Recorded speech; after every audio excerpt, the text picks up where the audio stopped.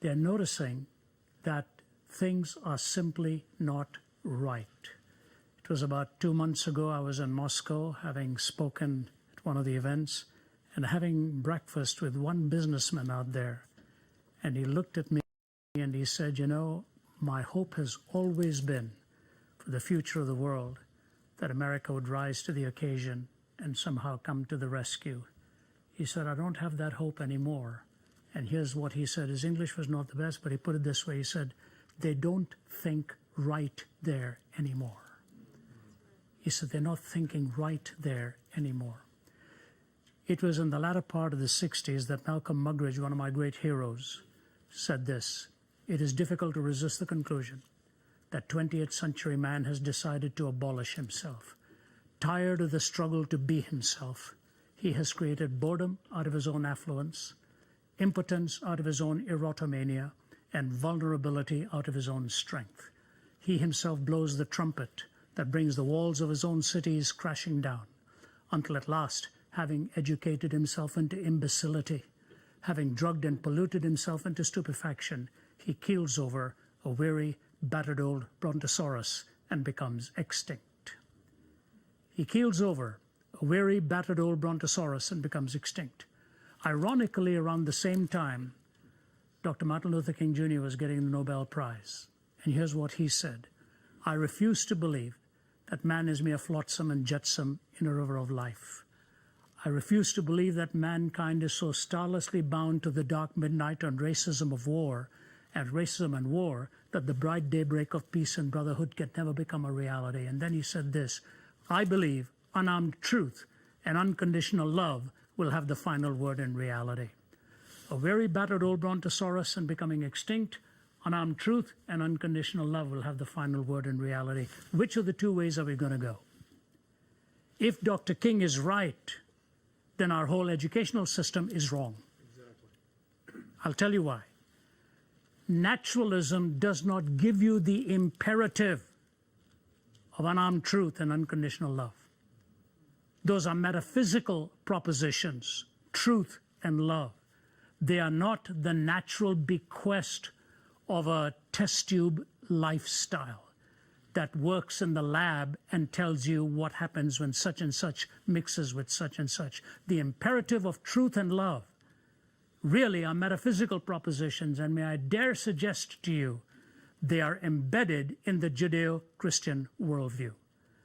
The imperatives of truth and love are deeply embedded in the Judeo-Christian worldview.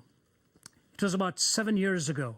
I was in Damascus, one of my favorite stops in the world. I'd been there many times, and every time I arrived there, the chief of intelligence would always bring me in for the same briefing, the same plate of baklava sitting in front of me, which none of us dared touch because the sternness on his face took away any appetite for any sweets or whatever.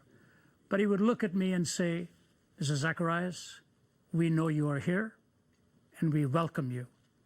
Just don't get involved in the politics of the region. And it was the same line, and I said, I don't plan to get involved in the politics, but this time I said something different. I said, but since you are, can you tell me what's really going on in this part of the world now? This is about 7 years ago, before everything broke loose. Here's what he said to me. I quoted him immediately after I came back because I had his permission. He said, I give this part of the world no more than 5 years and the whole thing is going to blow up if nothing changes. If nothing changes here, the whole place is going to blow up. Did he know something then? Did he know ISIS was looming in the background? Did he know of all the terror that stalked them? He is one of the first to be assassinated after everything collapsed out there, long before this all began. Today, what are they talking about? Maybe 200,000? In a city that had a man in a basket lowered over the wall to bring the message of salvation and hope, he himself being a terrorist, having been converted, and took the message of peace all over the globe and gave to us 1/3 of the New Testament. And as I take that story and illustration in the background, which of us knows what looms ahead in the next 5 years here? What lies ahead for us? I want to talk about 4 or 5 very important things that I think we need to be involved in, and that is this. As you look at the platforms before us politically, I ask one question, then 2, then 3, then 4. What is the most valuable thing in the world? What is the most valuable thing in the world? Winston Churchill said it, the most valuable thing in the world is the truth. He said, in fact, it is so valuable that often it is hidden by a bodyguard of lies.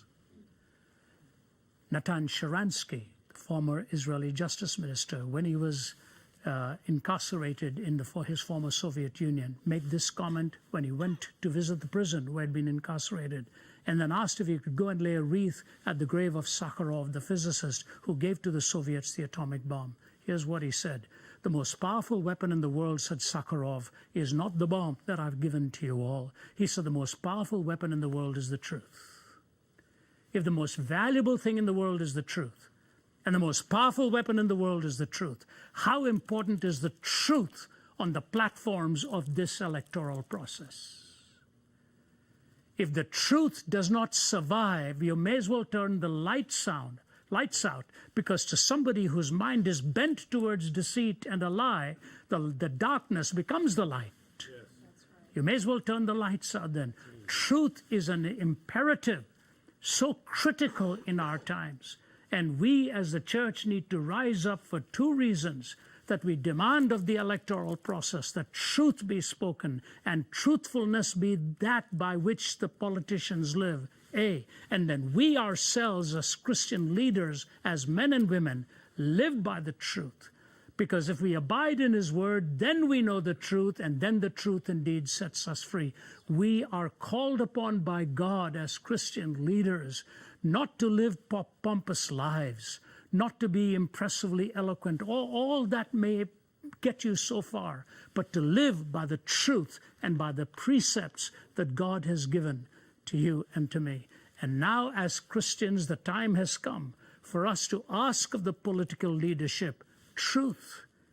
Because without truth, we lose the most powerful weapon. Without truth, we lose the most valuable thing.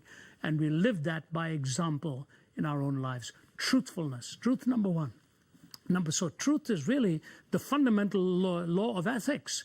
If you had gone to the days of Immanuel Kant, who thought we could live ethically without God, even he said the most fundamental imperative is the truth. We must live by the truth. So even within a naturalistic framework, if we don't come to the conclusion that the truth matters, we're doomed, because we will live our lives on the quicksand of deceit. G.K. Chesterton said, truth has become stranger than fiction because we have made fiction to suit ourselves. And we become so comfortable with fiction. So number 1, truth. Number 2, I say this. What is the fundamental law of logic? There are 3 laws of logic, and I just give you the first law. On this hangs everything else. It may seem terribly cerebral, but believe me, it is immensely practical. The most fundamental law of logic is the law of identity. You must be able to identify what it is you're talking about, or you cannot speak anything about that thing. The law of identity. Then you move on to the law of rational inference, the law of non-contradiction, and so on. But the law of identity is key. Now, here's what I want to say to you. If we, as a nation, cannot even identify those who are seeking to destroy us, then we've not only violated the fundamental law of ethics, truth, we're now violating the fundamental law of reason. The law of identity is that which demands of us that we know what it is we're really talking about. It is critical we as Christians come together and pray that our political leadership will be able to identify what it is that is really seeking to threaten us, especially since ideologies abound, both within and without, that seem to want to pull down the infrastructure. The third thing, what I want to talk about, is a wall that we don't hear much about. We hear much about many walls these days.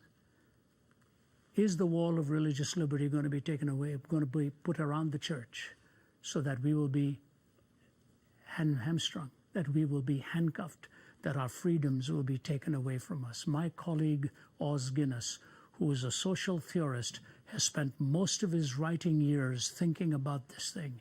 He is deeply concerned about the threat of religious liberty and where that is headed in the wrong direction. If you and I don't stand up and speak with love and speak with concern, the day will come, as Margaret Thatcher warned us, that if the church does not rise up and speak, the political structure will collapse. Now, we've got truth. We've got the law of identity. We've got the religious freedom principle. Why is that critical? I'll tell you why it's critical. We talk about ourselves being as a people of laws, that this nation is a nation of laws. I hear that again and again and again. We're a nation of laws, all right? We're a nation of laws. And if you read Russell Kirk, The Roots of American Order, and so on, he'll talk about us being a nation of laws. So we've got the root is the laws. The trunk is the political infrastructure. The branches is the outworking and culture, okay? You've got the roots, the laws, the trunk, the political structure, the branches, the outworking and culture. Here's my question. What is going to hold the roots? The roots don't hold themselves. You need a rich moral soil. That rich moral soil is needed to hold the roots. And for that rich moral soil, the voice of the Christian has to be heard. Because the greatest commandment given to mankind ever was not one, but it was two. To love the Lord your God with all your heart and all your mind and all your soul and all your strength, and to love your neighbor as yourself. Moses had given 613 commandments. Jesus could have reduced it to one. He didn't. He reduced it to two. That there'd be the vertical dimension and then the horizontal dimension. All we hear in politics today is right and left. We've forgotten there's an up and a down.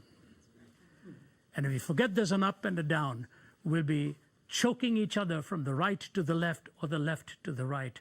That's why Jesus never got messed up in that battle, because his kingdom was from another world. His kingdom was vertical. As Solomon said, everything is pointless and emptiness if it's under the sun. If you lock God out, it's all empty and all purposeless, and you are chasing after the wind. You've got the ethical norms that are needed. You've got the logical reality that is needed. You've got the freedom to which God calls us and the moral reasoning to which we must be committed. Gertrude Himmelfarb from Columbia has written a book called Roads to Modernity.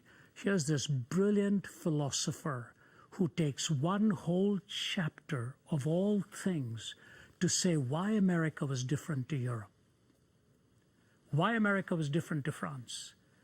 And she says America was different because for the French philosophers, for their philosophers, reason was supreme. She says for the American, moral reasoning was supreme.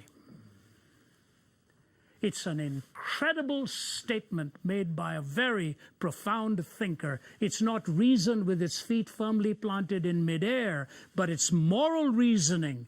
The distinction between right and wrong, good and evil, which is exactly what Alexander Solzhenitsyn warned us about, the moral reasoning that is needed. And so, ladies and gentlemen, I say to you, your life and my life must show that. If I don't honor my commitment to my family, if I don't honor my commitment to my colleagues, if I don't honor my commitment to what God himself has called me to, it'll all be once again like a chasing after the wind.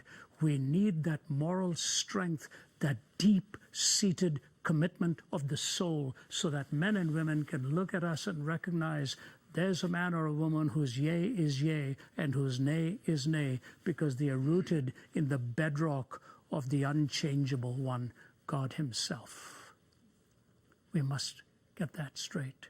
And lastly, as I look at the political landscape ahead, and I'll tell you what, I turned 70 this year. Hard to believe, but everybody who knows me reminds me of that.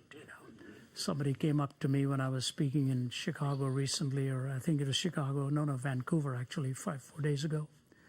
And a hale and hearty young guy in his 30s, and his mother comes to me and says, "You held my son as a baby many, many years ago, and I have a picture of that, so I wanted you to see him now."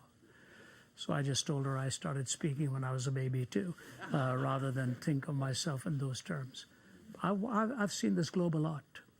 I traveled over 200 days every year. It's been a torturous, torturous schedule. And I keep asking myself, when am I going to slow down? I've got a beautiful wife, children, grandchildren. And I'll tell you what, there's not another cause in the world for which I'd be traveling like this, but for my Lord, because outside of his transforming power, there is no other hope for mankind. As Konrad Adenauer said to Billy Graham years ago, looking through the window into the broken city of Cologne, he looked at Billy and he said, Mr. Graham, do you believe Jesus really rose again from the dead? Billy Graham said, if I didn't believe that, Mr. Chancellor, I would have no message left to preach. He said, Adenauer paused, looked out of the window, came back, and he said, Mr. Graham, outside of the resurrection of Jesus Christ, I know of no other hope for mankind. Billy Graham said, I've never forgotten that. Outside of the resurrection of Jesus Christ, I know of no other hope for mankind, not the least of which is the reality that justice will finally hold sway. And so the question I ask is, what does the political landscape hold for us? And I console myself with this. It was not Pharaoh that made the difference. It was Joseph in Pharaoh's palace. It was not the Persian monarch that made the difference. It was Daniel who was able to talk to the Persian monarch and finally even get Cyrus to pay for the wall in Jerusalem. It's amazing. You know, the fact of the matter is, it is those who come close, those who stand close to the leader. And my prayer is that that person will be elected who will have the voice of godly people around them. We need the Josephs, the Nehemiahs, the Daniels that they will appoint. They are the ones who have the ear of the king. And so no matter what happens, my prayer is that the Daniels, the Josephs, and the Esthers will emerge, and those voices can change history. A grandson can change the life of a grandfather, and a voice of a cupbearer can change the heart of a monarch. So my prayer is, God, raise up those kinds of people to be in the palace, to be in these precincts, and be in those quarters. That should be our prayer. Because you see, if you don't have the voice of a righteous one, you get intoxicated with your own knowledge and your own understanding and drunk with your own power, and you run roughshod over humanity like Rehoboam did. We can't have that. We need the voices. And so I bring this to a close very, very much parenthetically, one end starting off with Syria, and now this end from Jerusalem. Some time ago, I was talking to a Muslim cleric, very powerful man, who was quite hostile, quite angry. And I'd asked him a question, and his answer was not very comforting to me. So I said to him, you know what? I don't like your answer. I said, but I want to tell you something. Where we are sitting, not far from here, is a hill. 5,000 years ago, a man by the name of Abraham took his son up that hill. I said, please, sir, let's not debate which son right now, because that's not the point. I said, he took his son up the hill and was going to sacrifice him as an expression of faith and go before God. He said, I remember the story. I said, but as the axe is about to come down, God stops that arm. He said, that's right. I said, what did God say? He didn't have the answer. God said, stop. I, myself, will provide. He said, that's right. I said, very close to where you and I are sitting, Sheikh, is a hill. 2,000 years ago, God took his own son up that hill. And this time, the axe did not stop. He just stared at me. I said, Sheikh, until you and I receive the son God has provided, we'll be offering our own sons and daughters on the battlefields of this world for land and position and power and prestige. He just stared at me. And when we left, he turned me around before I got into the car, gave me a kiss on both sides of the face, and he said, Mr. Zacharias, you're a good man. You're a good man. Said, I hope I see you again someday. I told this story at the Islamic University in Malaysia, the oldest Islamic university in that country. crowded with Muslim mullahs. Professor Baharuddin was the head of the Department of Islamic Studies, a woman. And after I told the story and closed my talk on the distinctives of Jesus and what he has to offer, which is a tough setting in which to present it, she took me to her office, and I promise you this is what she said to me. If it were not inappropriate, I would kiss you on both sides of the face right now too. She said, Mrs. Zacharias, the message you've given is the message we need. We're not going to win people by mocking them. We're not going to win people by deriding them. We've got to present the winsomeness and the beauty of the message that God would have us share. People are drawn to the beauty and the love of what they so long for. Hate will always bounce back with hate and boomerang with more hate. We can't live with lies. We can't live with mockery. We've got to live with the beautiful message of Jesus Christ. And ladies and gentlemen, that's your calling and mine. Unarmed truth and unconditional love on the one side, the cross on a hill called Calvary as the point from which we all begin. The days of Jesus were dark, but Saul of Tarsus to Paul changed history. Is it impossible for that to happen in our time? I think not. It could take one person to change the future. You're here to be counted among those people. I pray that a few years from now we'll look back and say, God surprised us all, and we have a triumph and a glorious message to give. 10 years ago, nobody would have ever thought China would be the fastest growing church in the world. 10 years from now, we might want to look back and say, who would have ever thought America would once again be strong as a people of faith and spread the word of God richly and be taken because of their strength of character, courage, born out of the roots of the moral soil of loving God and loving our fellow man. That's my challenge for you. Thank you so much for giving me a hearing, and God bless you.